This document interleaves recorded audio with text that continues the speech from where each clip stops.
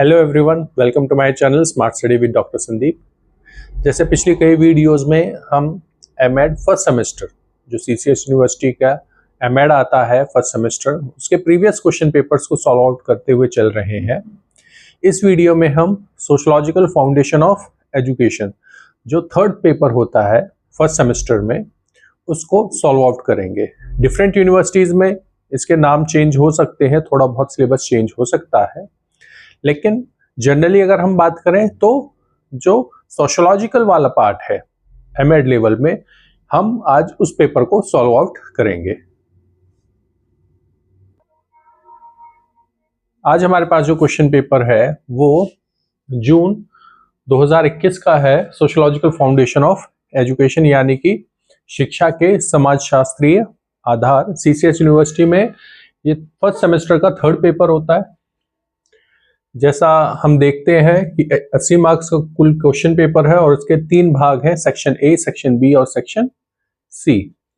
बात करते हैं सेक्शन ए की, तो answer any 2 questions out of 5 में से कोई 2 क्वेश्चन अटेम्प्ट करने हैं।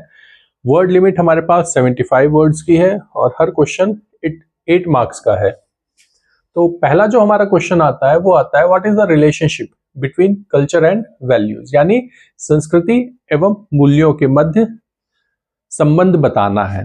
तो इसका जो पॉसिबल सॉल्यूशन हम लेकर चले रहे हैं वो होगा कि हमें सबसे पहले मीनिंग और डेफिनेशन बताएंगे कल्चर और वैल्यूज की, यानी उसका एक जनरल कंसेप्ट बताएंगे जिसका हम आंसर देने वाले हैं। तो कल्चर और वैल्यूज का मीनिंग डेफिनेशन जनरली बताएंगे, उसके बाद इन दोनों की कि कैसे कल्चर और वैल्यूज मिलकर हमारे समाज, हमारी शिक्षा पर प्रभाव डालते हैं। एक जनरल ब्रीफ में हमें अपना आंसर अटेम्प्ट करना है। फिर बात आती है सेकंड क्वेश्चन की, describe the social mobility of student, यानी कि छात्रों की सामाजिक गतिशीलता को बताना है। तो हमें पहले बताना पड़ेगा कि गतिशीलता क्या है, व्हाट इज मोबिलिटी, और फिर हम बताएंगे social mobility with respect to the student, जैसा हमारा क्वेश्चन में कहा गया है। एक चीज का मैं अपने स्टूडेंट्स को हमेशा बताता हूं अपने क्लासरूम में कि आप जो क्वेश्चन अटेम्प्ट कर रहे हैं, अगर आपको उसकी प्रॉपर डेफिनेशन याद नहीं है तो जर्नल मीनिंग जरूर बताएं, ताकि इससे जो चेक करने वाला है कॉपी, उसे ये आइडिया हो जाए कि आपको ये जो कंसेप्ट है जिसके बारे में क्वेश्चन पूछा गया है वो कंसेप्ट आपको कितने अच्छे तरीके से मालूम है, तभी हम उसको प्रॉपरली एक्सप्रेस कर पाएंगे। इसलिए ज्यादातर चीजों में मीनिंग और डेफिनेशन मेंशन करना जरूरी हो जाता है। तो यहां भी यही चीज है, पहले हम मोबिलिटी के बारे में बताएंगे, उसके बाद सोशल मोबिलिटी के बारे में बताएंगे विद रिस्पेक्ट टू स्टूडेंट्स। फिर बात आती है explain the function of educational sociology, शिक्षा समाजशास्त्र के कार्य बताने हैं। तो वही चीज कि मीनिंग और डेफिनेशन बताएंगे हम शिक्षा समाजशास्त्र की, उसके बाद उसके फंक्शन बताएंगे एजुकेशन सोशियोलॉजी के, कि कैसे समाजशास्त्र शिक्षा, शिक्षा समाजशास्त्र एक दूसरे को प्रभावित करते हैं, उनके क्या कार्य हैं शिक्षा में। अगला क्वेश्चन आता है हमारा, enumerate the characteristics of social stratification, सामाजिक स्तरीकरण की विशेषताएं बतानी है। तो हमें पहले meaning and definition of social stratification, स्तरीकरण समझाना पड़ेगा। पहले स्तरीकरण समझाना है, फिर सामाजिक स्तरीकरण समझाना है, उसके बाद हम उसके कैरेक्टरिस्टिक्स बताएंगे कि सोशल स्ट्रैटिफिकेशन के क्या कैरेक्टरिस्टिक्स है, जो प्रॉपर क्वेश्चन में पूछा गया है। फिर बात आती है what is Parsons theory of social system, Parsons का सामाजिक प्रणाली का सिद्धांत क्या है। तो हमें जनरल इंट्रोडक्शन देना है पार्सन्स का, जीवनी नहीं लिखनी है पार्सन की, एक साधारण इंट्रोडक्शन देना है। उसके बाद उनकी जो थ्योरी है सोशल सिस्टम की, वो वर्ड लिमिट्स में डिस्क्राइब करनी है। पहले सेक्शन में 5 क्वेश्चन थे, 5 में से कोई 2 करने हैं। इसके बाद आते हैं सेक्शन बी पर। सेक्शन बी में कहा है answer any 1 question out of the following 3, 3 में से कोई एक क्वेश्चन करना है। तो देखते हैं पहला क्वेश्चन क्या है। Describe the role of educational institution in the development of attitude of students, की छात्रों की अभिवृत्ति के विकास में शैक्षिक संस्थानों की भूमिका की विवेचना करनी है। तो सबसे पहले हमें बताना है meaning and definition of attitude, की अभिवृत्ति वास्तव में होता क्या है। पहले हमें अभिवृत्ति के बारे में बताना है, फिर इसका विकास कैसे होता है, एटीट्यूड डेवलपमेंट। आफ्टर दैट हमें एटीट्यूड डेवलपमेंट लेकर चलेंगे with respect to educational institution. Educational institution में स्कूल, कॉलेज, कोचिंग सेंटर्स, ये सभी हमारे एजुकेशन इंस्टीट्यूट के पार्ट हैं। तो अलग अलग वर्ड यूज ना करके हम बेहतर है कि इंस्टीट्यूट वर्ड ही यूज किया जाए इसके आंसर में। फिर बात आती है कि explain the various factors of socialisation, how education socialised a child, describe it, कि समाजीकरण के विभिन्न कारकों को स्पष्ट कीजिए। शिक्षा बालक का समाजीकरण कैसे करती है, वर्णन करना है। तो पहले हमें बताना पड़ेगा कि समाजीकरण क्या है। Meaning and definition of socialisation की परिभाषा देनी है, अगर हमें याद है उसका अर्थ बताना है समाजीकरण का। उसके डिफरेंट जो फैक्टर्स हैं, यानी कि समाजीकरण को प्रभावित करने वाले जो कारक हैं उनके बारे में बताना है। और फिर शिक्षा कैसे बच्चे का समाजीकरण करने में, उसका समाजीकरण की प्रक्रिया का एक भाग को कैसे बच्चे के ऊपर इंप्लीमेंट किया जाता है, कैसे शिक्षा के द्वारा बच्चे का समाजीकरण की जो प्रक्रिया है वो कंप्लीट होती है, उसका फिर हमें पूरा डिस्क्रिप्शन यहाँ पर देना है। इसके बाद क्वेश्चन आता है explain the role of education and teacher in social change, सामाजिक परिवर्तन में शिक्षा एवं शिक्षक की भूमिका। तो यहां पर हमें बताना है पहले meaning and definition of education. Generally education से ही स्टार्ट कर रहे हैं यहां पर। फिर उसकी रिलेशनशिप बतानी है कि कैसे शिक्षा और शिक्षक आपस में मिलकर बच्चे का समाजीकरण की जो प्रक्रिया है उसमें अपनी भागीदारी पूर्ण करते हैं। जो सामाजिक परिवर्तन की बात आती है कि कैसे शिक्षा हमारे समाज में परिवर्तन लाने का एक साधन है और उसमें शिक्षक की क्या भूमिका है।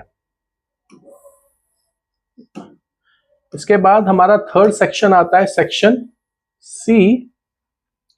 इसमें पहला क्वेश्चन आता है कि attempt any 2 questions out of the following 5, कि 5 में से कोई 2 क्वेश्चन करने हैं। पहला क्वेश्चन आता है हमारा, why education is considered as an important tool for safeguarding the human rights, what should be the objectives of human rights education, कि मानवाधिकारों की सुरक्षा के लिए शिक्षा को एक महत्वपूर्ण यंत्र क्यों माना जाता है, मानवाधिकार शिक्षा के उद्देश्य क्या होने चाहिए। यहां पर बात आती है कि हमें पहले मीनिंग डेफिनेशन बतानी है एजुकेशन और ह्यूमन राइट एजुकेशन की। एजुकेशन तो बार बार रिपीट होती ही रहेगी, लेकिन उसके साथ किस टर्म को जोड़ा गया है उसकी भी मीनिंग डेफिनेशन हमें मेंशन करनी है। ह्यूमन राइट और how education help in guiding human rights awareness, content, AIIMS etcetera, कि शिक्षा कैसे हमारे जो मानवाधिकार है उनमें अवेयरनेस फैलाती है। एजुकेशन के माध्यम से हम कैसे अवेयर हो रहे हैं, कैसे अवेयरनेस फैला रहे हैं। एजुकेशन के यहाँ पर जो एजुकेशन है वो ह्यूमन राइट एजुकेशन है। ह्यूमन राइट एजुकेशन के क्या एम्स होने चाहिए, क्या ऑब्जेक्टिव्स होने चाहिए, कैसा करिकुलम होना चाहिए, ये सारी चीजें एजुकेशन से ही निकलती है और इसी को हमें पूरा ब्रीफली डिस्क्राइब करना है इस क्वेश्चन का आंसर देने के। फिर बात आती है what are the functions of society towards education, also explain how a new society can be formed by education, समाज के शिक्षा के प्रति कर्तव्य को बताइए साथ ही स्पष्ट कीजिए कि शिक्षा द्वारा एक नवीन समाज का निर्माण कैसे किया जा सकता है। तो यहाँ पर हमें फिर से मीनिंग एंड डेफिनेशन बतानी है एजुकेशन, और एजुकेशन के साथ आ गई है अब सोसाइटी, समाज आ गया है, जैसा हमारा क्वेश्चन में पूछा गया है।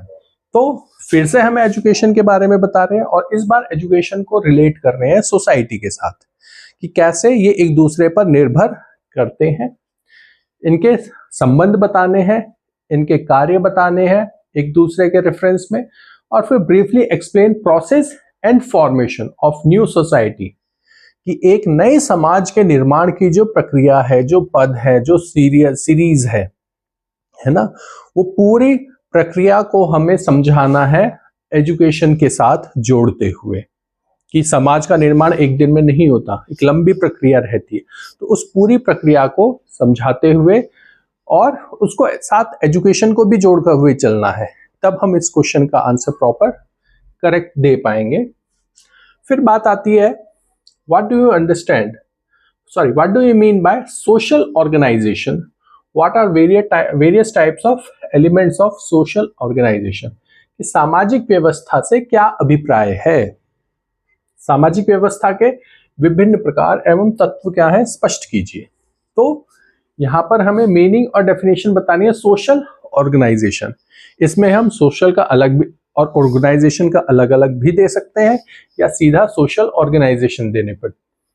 फिर इसके टाइप्स आएंगे, इसके सभी एलिमेंट्स आएंगे और इन्हीं एलिमेंट्स को हम पॉइंट्स में डिस्क्राइब करते हुए अपना आंसर कंप्लीट कर सकते हैं। फिर बात आती है describe the social thoughts of Charles Cooley and their contribution to education, कि चार्ल्स कोले के सामाजिक विचारों व उनका शिक्षा में योगदान का वर्णन करना है। तो चार्ल्स कोले का एक जनरल इंट्रोडक्शन देंगे। मैं फिर से अपनी बात दोहराता हूं, जीवनी नहीं लिखनी है, एक साधारण उनका जीवन परिचय देना है थोड़ा सा। फिर ब्रीफली एक्सप्लेन करना है उनके सोशल थॉट्स को और उनके सोशल थॉट्स ने कैसे एजुकेशन में हेल्प करी है, उनका एजुकेशन में क्या कंट्रीब्यूशंस है, उनके विचारों का क्या कंट्रीब्यूशन है, वो हमें पूरा डिस्क्राइब करना है इसके आंसर के लिए।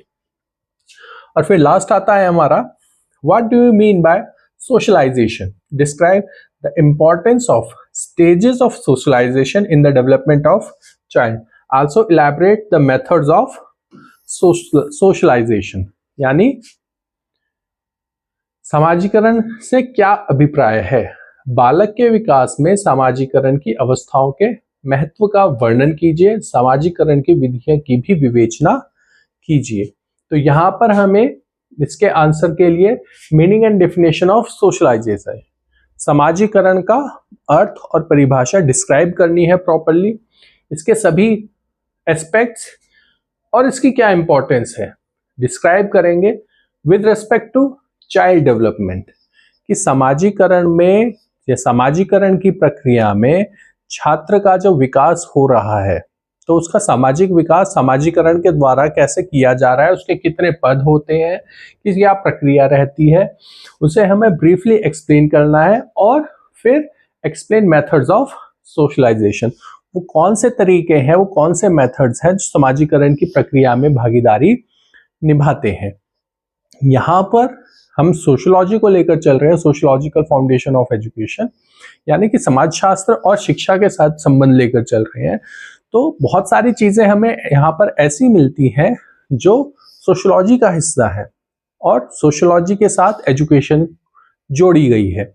तो यहाँ पर हमें इस चीज का ध्यान रखना पड़ेगा कि हम जितना हो सके उतना मीनिंग और डेफिनेशन के साथ, थ्योरी के साथ अपने क्वेश्चंस का सही प्रकार से आंसर दें। जब हम मीनिंग और डेफिनेशन पर अपनी पकड़ बना लेते हैं तो हम बेहतर एक्सप्लेन कर पाते हैं अपने विचारों को, वही चीज यहाँ पर देखी जाती है। इस वीडियो में इतना ही, मिलते हैं अगली वीडियो में नए टॉपिक के साथ, तब तक के लिए धन्यवाद।